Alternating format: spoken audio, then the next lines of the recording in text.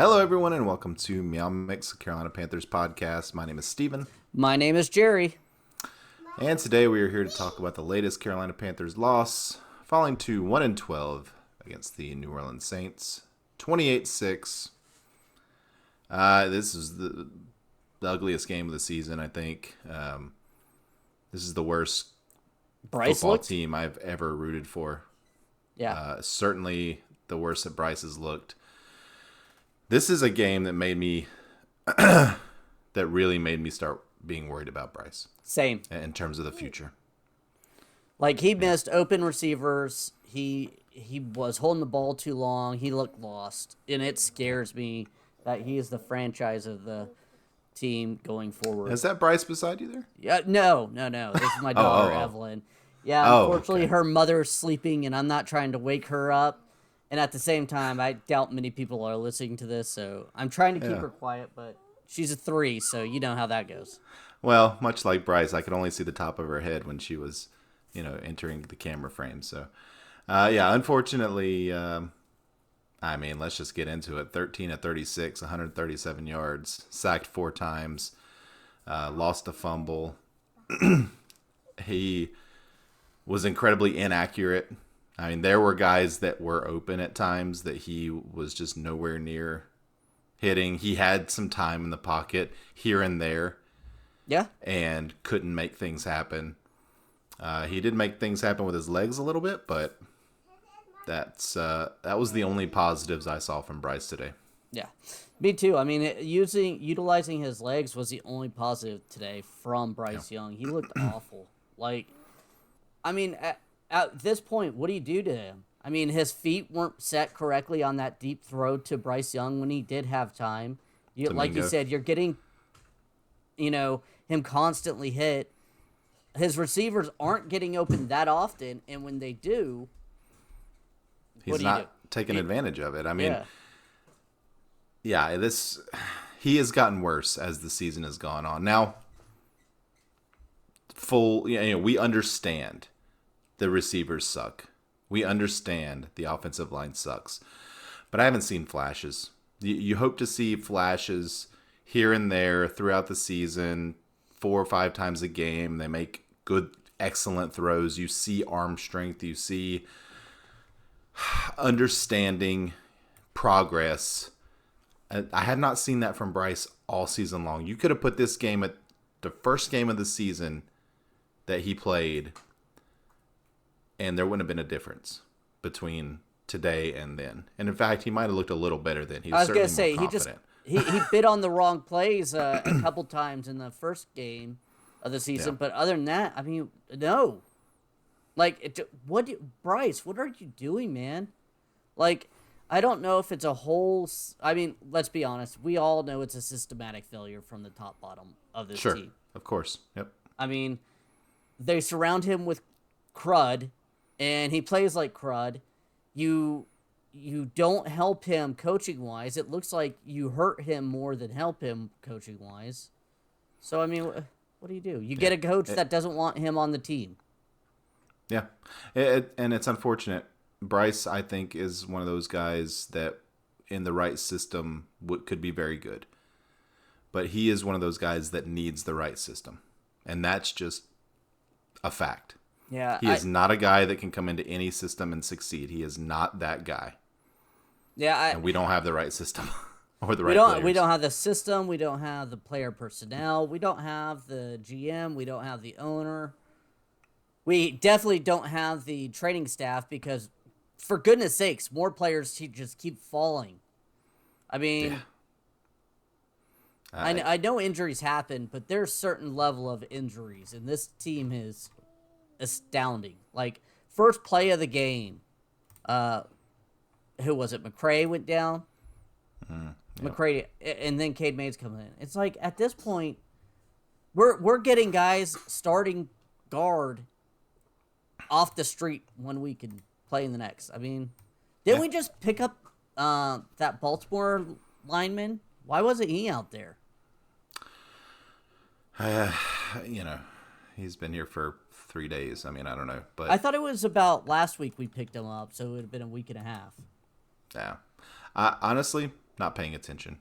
I don't care because this team is not fun to read about. It's not fun to watch. It's not fun to talk about.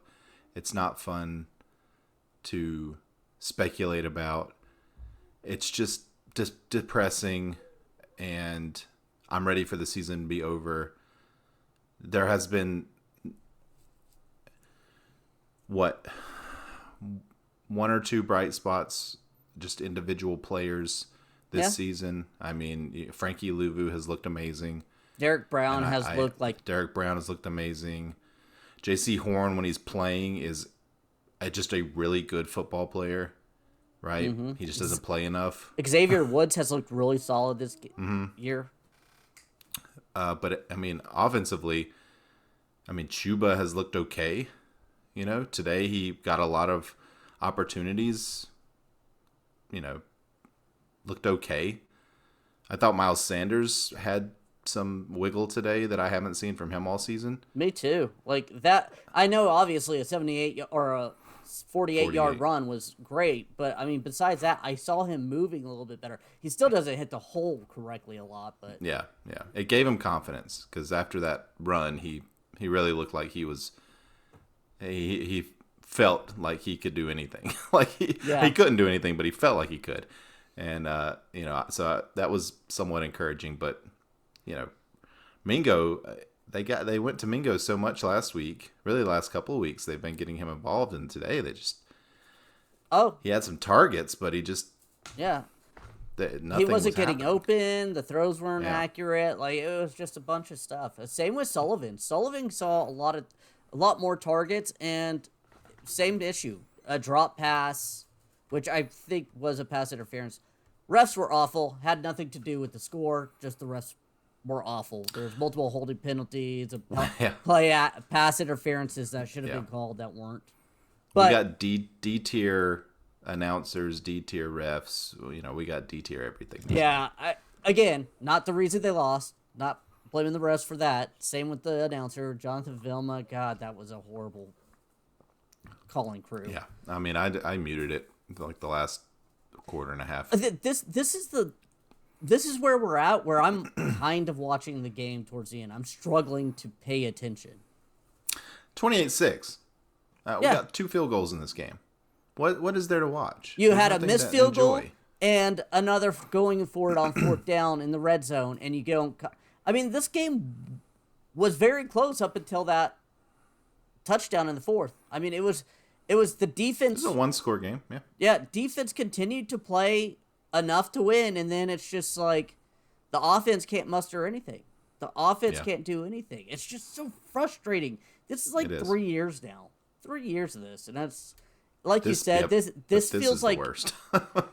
I was gonna say, and this feels like the worst it's been, and it's just. That's our number 1 draft quarterback that's playing like garbage. We have no first-round pick. We have no coach. No, I mean... Yeah, what we have nothing. We have nothing. We have nothing to look forward to. I don't think we have a franchise quarterback either. I can't say I do either, and I thought... Bryce haters are going to come out, or Bryce lovers, excuse me, are going to come out. I'm not a Bryce hater. But I'm watching and I'm not seeing anything. I'm not seeing anything exciting. No. I'm not either. And I went out and bought his jersey. I am right there. So I don't know what to do for him. Like, yes, he needs better playmakers, but at the same time, when they're getting open, you have to make the play. When they're not getting open, you have to make the play of either getting it out of your hands, running the ball, try to throw a guy open where only they can get it, but you're not doing that. You're taking sacks. You're continuing to tiptoe back there. It seems like Bryce needs a team like San Francisco around him to have success, right? He needs playmakers everywhere. He needs guys that can have a lot of yards after catch, guys that get open all the time. And Purdy is getting a lot of crap because he's in the MVP talk, but he's not having to do a ton because of those playmakers. And so the same guys that are talking about how Bryce has no weapons are the same guys saying Purdy doesn't deserve to be in the MVP talk. I mean, it's the same group of people, so I don't know. Like, it's just I don't know who could watch Bryce Young this season and come away feeling good. I don't know who those people are. And if they are out there, then they're the most either optimistic people that you've ever met, or they're lying. Yeah. I don't know. I don't know. I keep coming back to this. I just don't know with this team, like, what we're supposed to look forward to. Yeah, and they don't make good decisions. No, they don't make good decisions with anything. Like, free agency was just a total disaster. Thielen, maybe the only positive in all of free agency, right, for us this year. Yeah. Draft picks. Who was the win? Who was the good draft pick? I mean, Jonathan Mingo. I mean, you look around the other wide receivers around that area that got picked. Yeah. Way better. Way better. A lot of them having much more success. Coach, obviously a complete dud. Thomas Brown. What are you doing? Some of these play calls are 4th and 1. Why yes. On 4th and 1 is the best play a 30-yard pass down the sideline to that play doesn't work on 2nd and 1. Like, that play doesn't work for the Panthers. It just hasn't worked all season long. Or 4th and 1. I don't understand why they keep going deep on 4th. You're running. That's what I'm saying. Your running it doesn't back work. was doing well. I don't understand why it's so hard to stick with the run. Ran the ball for 200 yards in this game. How are you not running it on 4th and 1? How is Bryce Young not getting play action or read options to run the ball? Like, how? I saw 2 or 3 read options in this game. Bryce, basically handed it, or he handed it off once, and then a couple times he just sat and threw it, but threw it out of bounds. But I don't. I mean, I don't want Bryce to be. He's certainly not a Cam read option, type. not necessarily RPO. Read option just means he can run it instead of throwing. But do you want Bryce running it up the middle? No. Read options. The running or the quarterback typically runs to the outside, and that's usually reading the. No, that's just an option. But I mean, it's I'm thinking like the Cam style. Oh no, God no! You can't run him that way. That's a different style of running. You got to run more like a Michael Vick, who would be more faster, more agile, run around. Yeah, I mean, unfortunately, Bryce isn't fast. He's quick. No, he's shifty.